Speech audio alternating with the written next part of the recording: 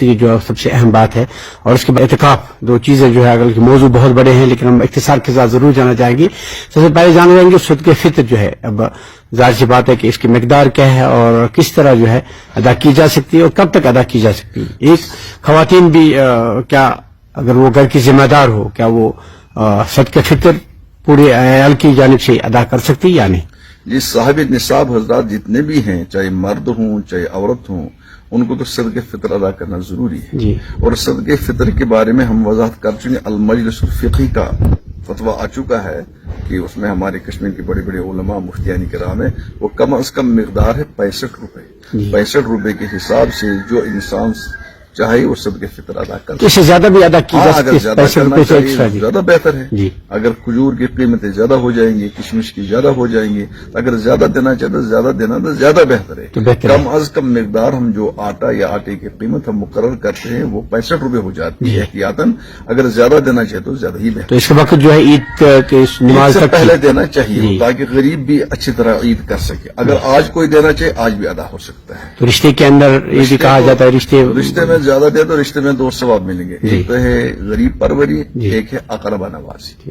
اس میں 2 ثواب ملیں گے. جو آپ کے پاس رشتے دار ہیں، غریب ہیں، ان کو زکوٰۃ دے دو، ان کو صدقہ فطر دے دو. اگر وہ مستحق ہیں اس میں آپ کو 2 اجر ملیں گے. ایک تو آپ رشتے داری کا لحاظ کر رہے ہیں، قرابت داری کا لحاظ کر رہے ہیں، تو اس لیے ان کو دینا زیادہ بہتر ہے. اگر یہ کہ بھی کئی لوگ ایسے کے ساتھ چلے امام صاحب بھی غریب ہے یا پھر امام صاحب کو دیں یا پھر اور سے منسلک لوگ ہیں، تو کیا امام کو بھی ہم صدقہ فطر دے سکتے ہیں؟ امام صاحب کو تو ہم امامت کے بدلے میں کچھ نہیں دے سکتے، نہ زکوٰۃ دے سکتے نہ صدقہ فطر دے سکتے. ہاں اگر وہ غریب ہے تو معاونت کے طور پر، مدد کے طور پر ہم اس کی غربت دور. یہاں پہ بھی نیت کی بہت ہی اہمیت ہے، بہت ضروری ہے. امامت کے بدلے میں نہیں دے سکتے. تو ظاہر سی بات ہے کہ جس وقت اہم مسئلہ ہوا اعتکاف کی بات ہے. شاید کل سے شاید انشاءاللہ لوگ جو ہے اعتکاف کی جانب رواں دوا ہوں گے. آج سے ہی اگرچہ مساجد کے اندر کافی تیاریاں ہو چکی ہے تو بہت اچھی بات ہے.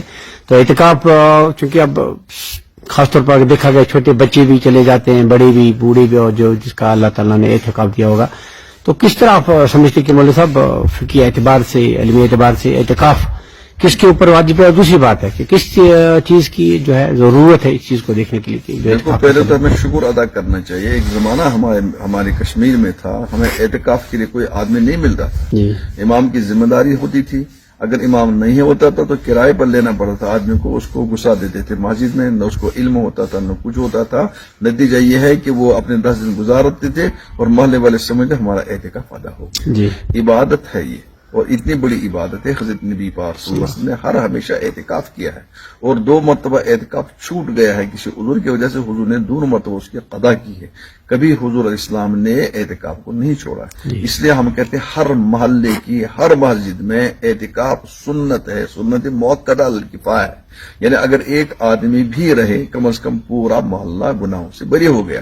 اگر پورے محلے میں کسی نے اعتکاف نہیں کیا تو پورا محلہ گنہگار ہو جائے گا. تو اعتکاف کے لیے تو وہ شخص جائے جس کو اعتکاف کے مسائل کا علم ہو، جس کو حدود مسجد کا احترام ہو.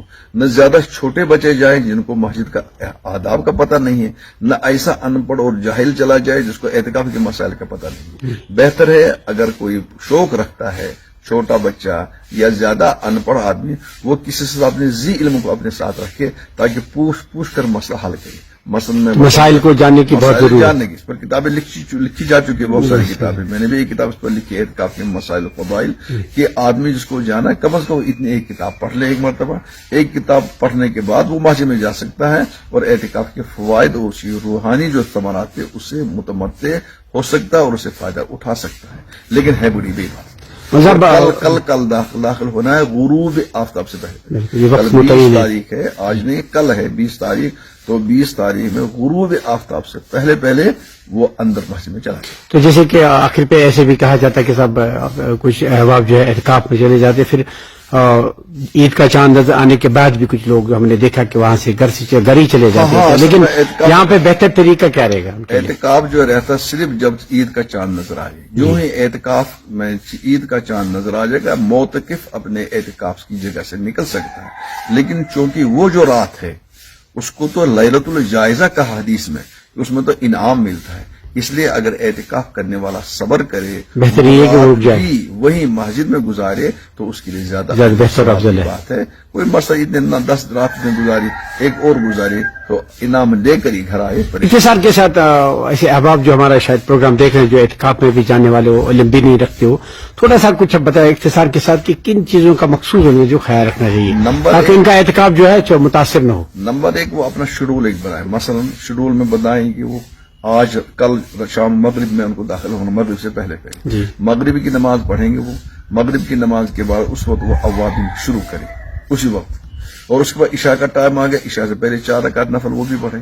اس کے بعد جو ہے جب تراویح ہو جائے گی کلام پاک پڑھیں تراویح کے بعد، اور طاق راتوں میں جاگنے کی کوشش کریں اور تہجد پڑھیں، اور جتنے بھی نوافل ہیں، تحیۃ الوضو ہے، تحیۃ المسجد ہے، صلاۃ الحاجہ ہے، اور دوسری نمازیں ہیں، اوابین ہے، چاشت ہے، اور وغیرہ وغیرہ، وہ تمام نماز ادا کرے اور قرآن پاک پڑھنے کی وہ کوشش کرے کم از کم۔ میں اتنا بتاؤں گا، ہر نماز سے پہلے اگر ایک پارہ پڑھے گا، ہر نماز کے بعد ایک پارہ پڑھے گا، یہ ہو جائیں گے دن میں 10۔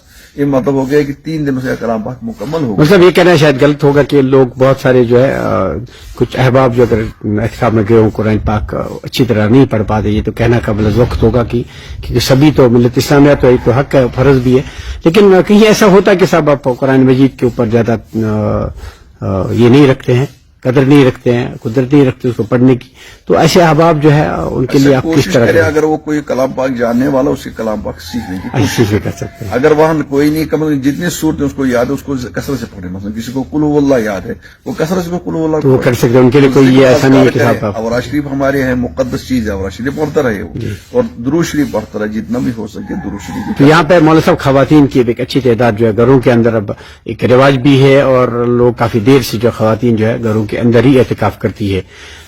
ایک تو یہ کہ صاحب کیا ان کے لیے یہ فرض ہے یا پھر واجب یا کیا وہ بیٹھ سکتی ہے؟ ایک ہاں یہ تو خوش آئند بات ہے کہ عورتیں اعتکاف میں بیٹھتی ہے اور بیٹھنا چاہیے، ان کے تو بڑی سہولت ہے، وہ اپنا کمرہ ایک مقرر کریں، اس میں وہ اعتکاف کے دنوں میں رہیں، نماز وہیں پڑھیں، قرآن وہیں پڑھیں، دعا وہیں کریں، اور ضرورت کے کام بھی وہ کر سکتے، اس میں کوئی حرج کی بات ہے۔ اگر ایک خاتون ہو گھر کی جو خانہ داری کر رہے ہو، کھانا پکانا، اٹھنا بیٹھنا، تو ان کے لیے کوئی عبادات کے اندر کوئی یہ کراہٹ تو نہیں ہوگی کہ صاحب آپ کھانا بھی بنا رہے ہیں اور اعتکاف کے اندر بھی؟ اگر اسی کمرے میں بنا جس میں وہ بیٹھی ہے تو اس میں کام کرنے کی گنجائش، تو باہر آنے کی کوئی اجازت ہے؟ بغیر ضرورت کے نہیں نکل سکتی، صرف وہ وضو وغیرہ اور پیشاب پاخانے کے لیے باہر جا سکتی ہے، اور اس کے علاوہ کہیں صورت کی غلطی سے اگر مولانا صاحب یہ خاتون جو ہے جو اعتکاف میں گئی ہے بیمار پڑی اور ظاہر سی بات سے باہر آنا ضروری ملازم سے ہوا، تو اس صورت حال میں اگر وہ باہر آتی ہے ڈاکٹر کے پاس جاتی ہے، جو کہ خواتین کے جو مرض ہے یہاں ہے، ہو سکتا اس سے بھی کوئی متاثر ہو، تو پھر اس صورت حال میں یہ خاتون جو ہے کیا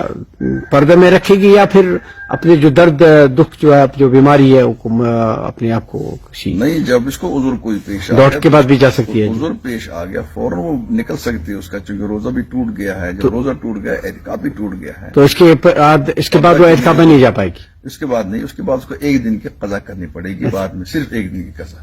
اور یہ مرد حضرات کا بھی حال ہے، اگر کوئی مرد کو کوئی عذر پیش آ گیا، بیمار وغیرہ ہو گیا، اس کو عذر کی وجہ سے خواتین کی جو بات ہے بہت خواتین جو ہے کافی کم علم رکھتی اس معاملے کے اعتکاف کے اندر جو طریقہ کار ہے، جو ضروری لوازمات ہے، اس کے بعید جو ہے اگر اس طرح کی صورتحال سامنے ہو تو کس طرح کیا مرد جو اپنے مرد جو محرم مرد ہیں ان کو رہنمائی کر سکتے ہیں؟ ہاں کر سکتے ہیں، آرام سے وہ پوچھ بھی سکتے ہیں، اور ان کے کمروں میں یا پھر جہاں پہ وہ عبادت کر سکتے ہیں، بالکل پوچھ سکتے ہیں، کوئی حرج کی بات نہیں، محرم لوگ ان کے پاس جا سکتے ہیں، آ سکتے ہیں، اس میں تو محرم میں آپ بچے کو بچے ہیں، اس کا کہاں شوہر ہے، اور ہر وہ مرد ہے جس کے ساتھ اس کا نکاح حرام ہے۔ اچھا، محرم میں وہ ہر وہ شخص ہے جس کے ساتھ اس کا نکاح حرام ہے، بھائی ہے، شوہر ہے، بیٹا ہے، چچا ہے، ماموں ہے، جن کے ساتھ نکاح نہیں ہو سکتا ہے وہ محرم ہے، وہ اس کے پاس اعتکاف کی کوٹری میں، اعتکاف کی کمرے میں جا سکتے، کوئی حرج کی بات نہیں۔ تو مولانا صاحب کچھ باتیں رہ بھی گئی جو ہمارے ذہن میں بات آئی ماہ رمضان مبارک کے اعتبار سے، حالانکہ اس کے اوپر بہت ساری مسائل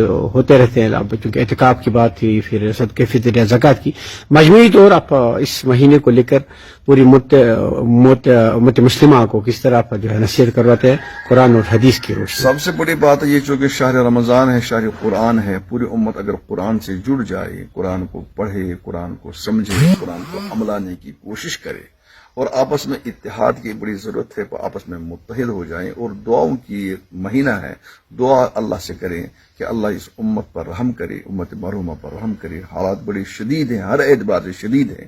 اس وقت ہم صرف نکل سکتے ہیں جب جڑ کر، مل کر، گڑ گڑا کر ہم اللہ سے مانگیں گے اے اللہ اس امت پر رحم فرما.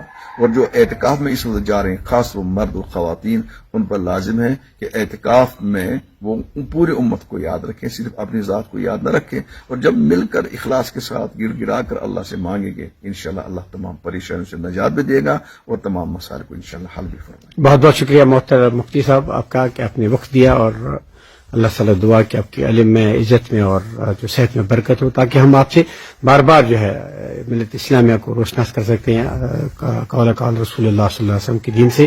اور امید کرتے کہ آپ بھی ہمیں جو ہے دعاؤں میں یاد رکھیں گے. وما علینا الا البلاغ. جزاکم اللہ، اللہ حفاظت فرمائے آپ کی بھی اور ہماری، اور اخلاص عطا فرمائے. جزاکم اللہ.